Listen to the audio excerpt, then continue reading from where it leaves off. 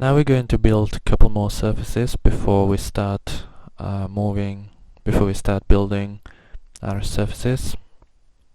So we'll create these two curves and then pick the bottom CVs and in F9 move them to match the blueprint, and then rebuild them with degree 2 and shape them. If you want, you can also use tangency at the top, but I want to have the tangent break there, so I didn't. Okay, next you can use a skin tool to build the surfaces, to build your surface from these two curves.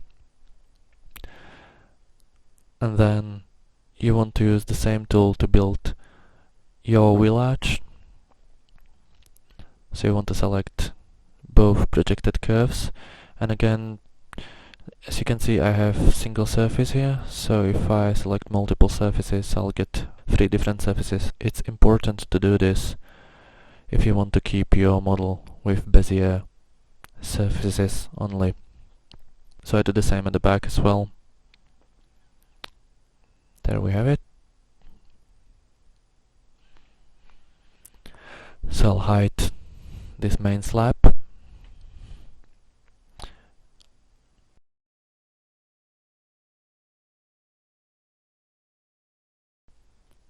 And now I'll select this surface and I will move the pivot to 0 and mirror this surface to the other side across Y.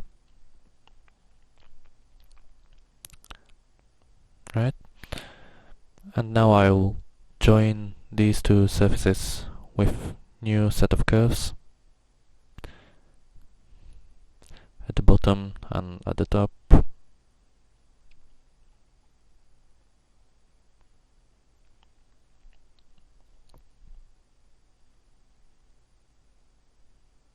Change the degree to 2, and then you want to move the middle point of both curves in X only.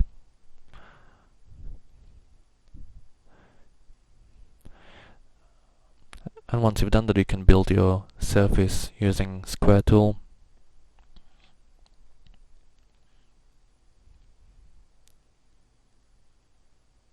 So I'm selecting the curves here, turn the points on, and I have explicit control ticked, and I'm going to keep it on because, as you can see, I've got degree 3 here, which is unnecessary. We only need degree 2 to get position, like you can see now.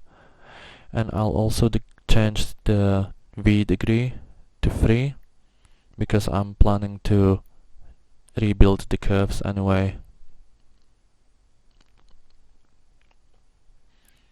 And it will make a bit more sense in a minute. But firstly, I need to hide the center surfaces so that you can see it better what I'm trying to do.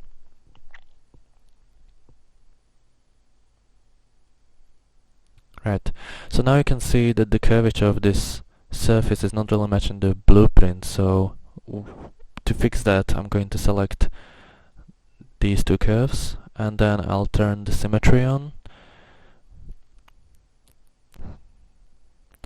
and then I can select points on one side only. I don't have to do scaling, I can just move these 2 points so there's a symmetry, and I can just move these 2 points. So I'm doing this in bottom view and I'm trying to match the shape of the blueprint, something like this. And now if you look at F6, if you look at this point right here, you see how this curve is green here and then it's orange on the other side. So the green part is where your surface is built, so if you move it backwards and you align it with your blueprint like this edge will now be here, so it will fit blueprint perfectly. And I'll just put zebra stripes on, so as you can see it's really nice looking surface. And if I hide all of the points and just switch on the points of the surface, you can see what it looks like. And you always want to check what your surface looks like in all views, in f6, in f9, and also in a perspective, just to be sure that everything worked well. Okay, we will now move on building another surface on the side for the underbody. So from here to here.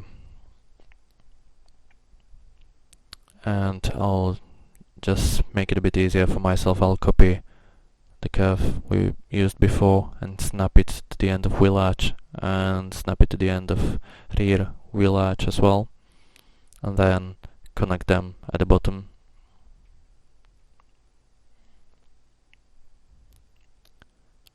So that's where we're going to build our surface.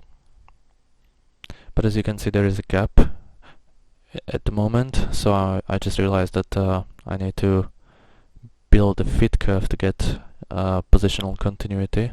So I'm building fit curve from the main slab that we used to build our wheel arches, and I'm snapping it to these wheel arches as well.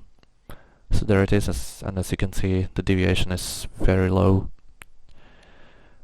So I'll copy this fit curve and I'll move it to the bottom, and you can also delete the curve that we built before.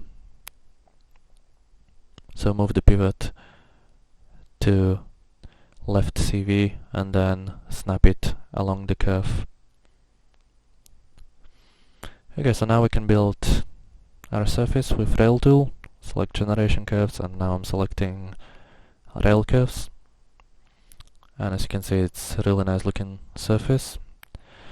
But to make it a bit more flexible, I'm going to align these curves, these generation curves, with position onto our bottom fit curve.